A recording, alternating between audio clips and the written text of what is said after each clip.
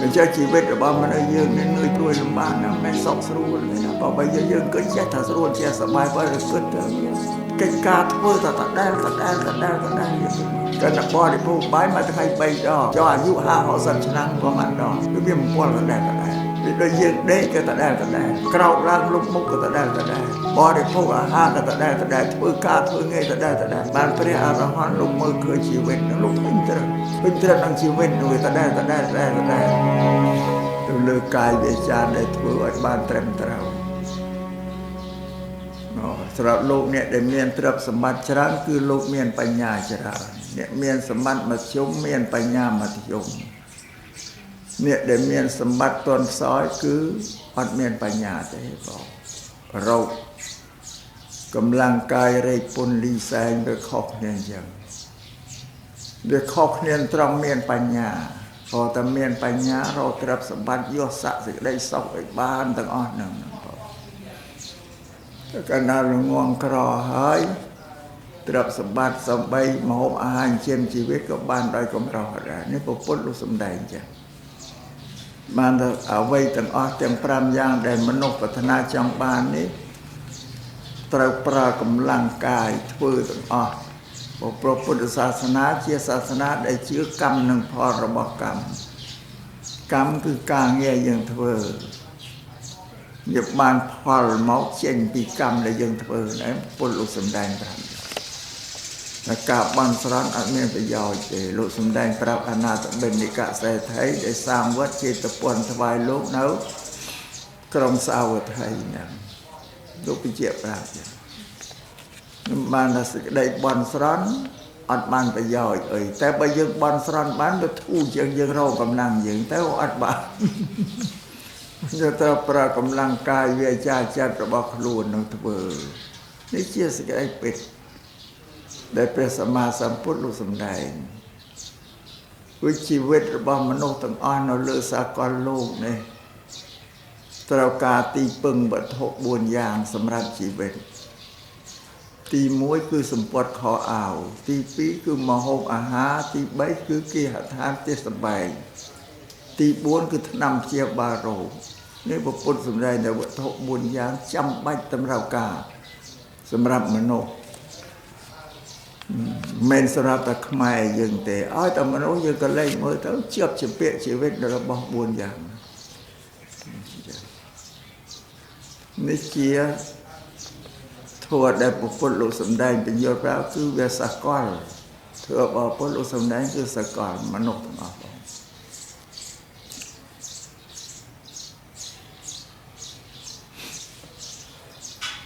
วิบัติทบบุญยางในขมายยังในการพุทธศาสนาเพียซาปะไลทัพใจบุญโยมเนี้ยอ้อยแต่ลือทัพใจบุญสมานทัพใจบุญเต้ากาประสังแต่อันนี้ยอดเขามันกรบกระนั้นโยมเนี้ยใจบุญเต้ากาปราแต่งประสังแต่งก็เฮ้ยเนี่ยได้มันกันพุทธศาสนากันศาสนานะก็เต้ากาเตะตรงเราบอกบุญอย่างจำไปในระบบบุญยางนี้ประพงเวียนเราเลือเทนังเราเลือประตรับสมบัตินะเราประพงเปียบุญยางเจงที่นั่งไงบางเชียตำเรากาจำไปแต่เมียนประสมบัติทอนเทียนระบบสีใจเรากรุบกระนั้นบ้านระบบบุญยางนี้ประกรุบกระนั้นบอกนี่บุคคลรู้สมได้บ้านเชียรู้สมได้ในนำมโนอ้อยสัมสัมปัญญาอ้อยรินโสดหนึ่งนี่เชียปฏิการบ่าวบุคคลเรียนโสดดับใบสัมปัญญาที่มือปฏิเยิงรัฐาภิบาลลุทเวสลาเรียนอ้อยไปเชียประศึกษาเรียนโสดกรุบสระกรุบภูมิตั้งอ้อดับใบจำรานปัญญาหายเวียมเมนแต่สระไม่ยิงเตมนุษย์เลือสากลโลปฏินาก็เมียนสลาเรียนแต่ที่อ้อยไปเชียประเรียนโสดแต่มนุษย์เมียนปัญญาเจียทนเทียนมนุษย์ดาวประสาบ้านสร้างปฏิเจียบานเนื้อบรรทับบสลันเชียเราคำเรียนบ่ยังสลันเชียเรายังคำเรียนสัมปัญญาบานก่อสร้างปฏิเจียก่อสร้างชีวเพียบครูสายังบานนะผู้พุทธรู้สมได้ปรับตนั้นเลย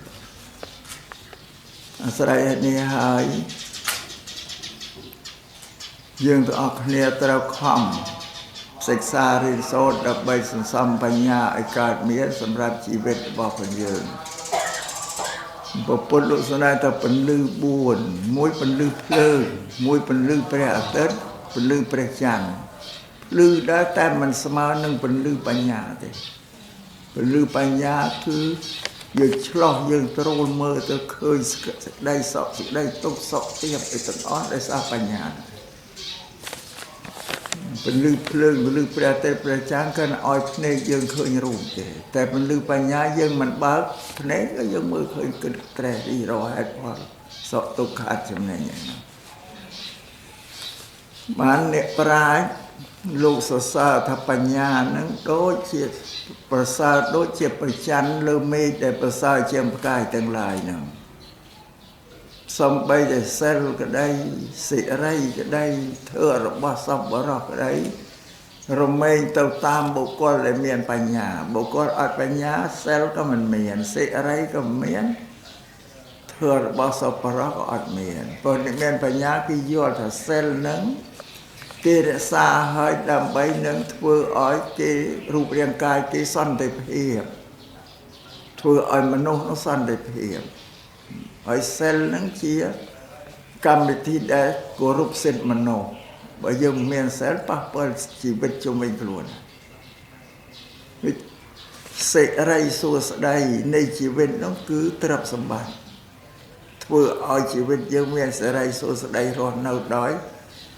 សប្បាយរីករាយសេរីចេញពីទ្រព្យសម្បត្តិផងហើយនឹងធ្វើរបស់សប្បុរសគឺពុទ្ធសាសនាអាចទៅតាមបុគ្គលដែលមានសេរីបើមានលក្ខណៈ3នៅជីវិតរបស់បុគ្គលនោះជួបនឹងសេចក្តីសុខសួស្តីជោគជ័យនៃជីវិតដែលរស់នៅជាមនុស្សនេះជាឱវាទទូលមានព្រាហ្មណ៍បដៅរបស់ព្រះសម្មាសម្ពុទ្ធផងក្នុងកាលៈទេសៈនេះឯងដែលប្រពុតលោកបញ្រៀនមនុស្សឲ្យជួយសង្គ្រោះញាតិនឹងមេរៀនប្រពុតដែរកិរិយាសង្គ្រោះញាតិក្នុងពេលដែលញាតិយើងនឹងជួបនឹងសេចក្តីទុក្ខអាសន្នអន់ក្រោយដោយបច្ចុប្បន្ននេះជួបសង្គ្រាមរត់ចាត់ចាយយើងអ្នកដែលមិនជួបប្រទះនឹងសង្គ្រាមក៏បីសង្គ្រោះគ្នាបងឲ្យបានគ្នាជីវិតគ្នានឹងបានសុខសួស្តីនៅក្នុងបច្ច័យទាំង4ហ្នឹងបច្ច័យដែលធំជាងគេគឺមហោណាយើងជួយសង្គ្រោះបើរត់មកអត់បានយកអង្គយកអីមកទេមកតែមកបំពេចខោអាវទេវាយើងសង្គ្រោះដោយមហូបអាហារនេះអានឹងធំជាងគេបំផុតបច្ច័យ3ទៀតបើសិនណាជាអត់ក៏មិនស្លាប់ដែរបើកើនវទុក្ខវេទនាអញ្ចឹងណាដោយសម្ពុតខោអាវយើងរត់មកក្រកខ្សត់ទៅរស់បានតែអ្នកក្រកខ្សត់យើងមាន 12000 20000 រៀលទៅទិញខោអាវទៅជូសបានយកមកបិទបាំងរាងកាយដែរអានេះវាដូចថាកំសត់ប្រវត្តិបានប៉ុណ្ណាបងសំខាន់ផលគឺមហូបអាហារហ្នឹងសេចក្តីស្រេកឃ្លានយើងនិយាយភាសាយើងថាឃ្លានបាយឃ្លានស្រេកទឹកយើងប្រើភាសាអញ្ចឹងតែប្រពន្ធលោកពោលថាសេចក្តីស្រេកឃ្លានជារោគយ៉ាងធំរបស់មនុស្សលោកថាជីកិច្ឆាបរមារោគាសេចក្តីស្រេកឃ្លានជារោគដ៏ក្រៃលែងសម្រាប់ជីវិតមនុស្សតែយើងអត់បានយល់យើងថាឃ្លានដល់ហើយដល់ប្រពន្ធលោកថារោគបានយើងគឺអូធ្ងន់មែនរោគអត់បាយនេះតែអត់តែមួយអាទិត្យ7ថ្ងៃអីងាប់ហើយបងព្រោះយើងគិតថារោគមហារីករោគរបេងរោគអេដអីទេដែលធ្ងន់វាសម្លាប់ជីវិតមនុស្សតែបើវាសម្លាប់ក៏ទុកឲ្យរស់បានយូរដែរបងណាអាអត់បាយរោគសម្លាប់យើងឆាប់ពេលរោគរបេងរោគមហារីកអេដអីអ្នកដែលកើតជំងឺហ្នឹងអត់ទៅណារួចទេដេកស្រែកធ្ងន់នៅលើគេតែរោគឃ្លាននេះតែឃ្លានហើយអត់មានដេកទេដើរបោចដើររួចរបស់អ្នកដទៃអស់ទៅលួចទៅប្លន់ហើយសម័យខ្មែរក្រហមទៅលួចដកដន្លងវាឃ្លានខ្លះដកដន្លងយកមកដុតស៊ីយកទៅស្អីអីបងសម័យហ្នឹងបង វារោគឃ្លានវាទៅប៉ះពាល់ដល់សេចក្តីសុខអ្នកដទៃនឹងទៀត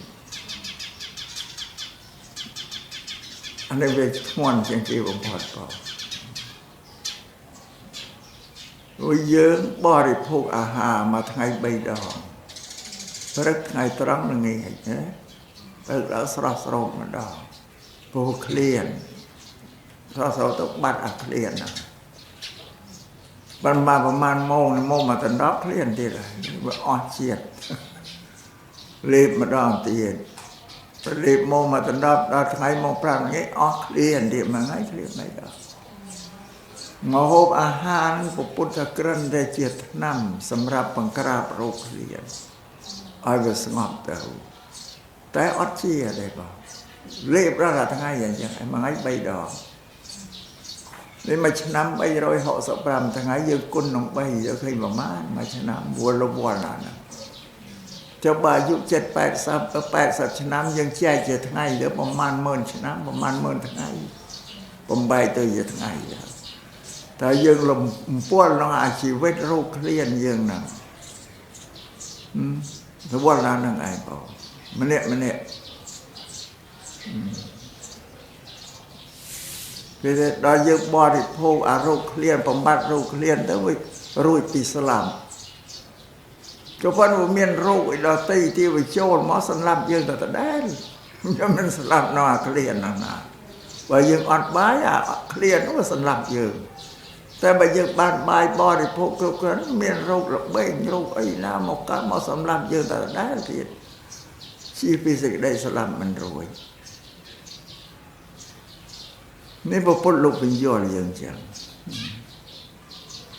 មិនចេះជីវិតរបស់មនុស្សយើងនេះនឿយព្រួយលំបាកណាស់មិនមែនសុខស្រួលទេណាបើយើងគិតចេះតែស្រួលចេះសប្បាយបើគិតទៅវា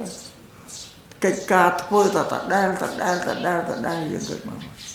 កើតែបរិភោគបាយមួយថ្ងៃ3 ដងចុះអាយុ50-60ឆ្នាំប្រហែលដងគឺវាមិនពលដដែលពីដូចយើងដេកក៏ដដែលក្រោកឡើងលុបមុខក៏ដដែលណាបរិភោគអាហារក៏ដដែលធ្វើការធ្វើងាយដដែលបានព្រះអរហន្តលោកមើលឃើញជីវិតនឹងលោកធុញទ្រាន់នឹងជីវិតនោះវាដដែលវាមិនរស់ដល់ពេលស្លាប់ដដែលទៀតកើតដដែលទៀតលោកនៅណៃធុញទ្រាន់សម្រាប់យើងអត់ធុញទ្រាន់តែសប្បាយចិត្តនឹងរស់នៅនឹងអាយុម្ល៉េះឲ្យទៅណារួចបើទៅលោកអ្នកធុញទ្រាន់បានលោករកផ្លូវដែលជិះចេញ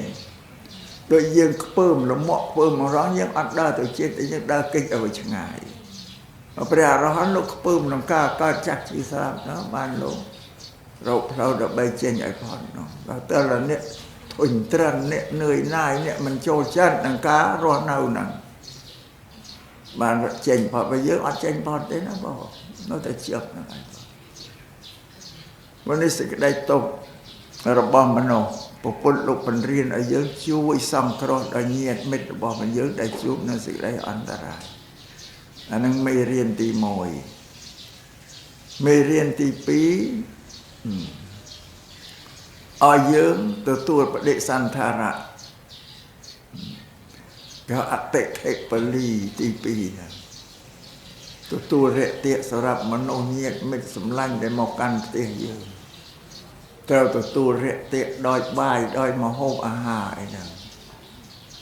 លោកបញ្រៀនដែរបណ្ណាហាមកុំឲ្យយកស្រាមកទទួលរយៈហ្នឹងព្រោះស្រាធ្វើបន់អត់បានបន់ទេ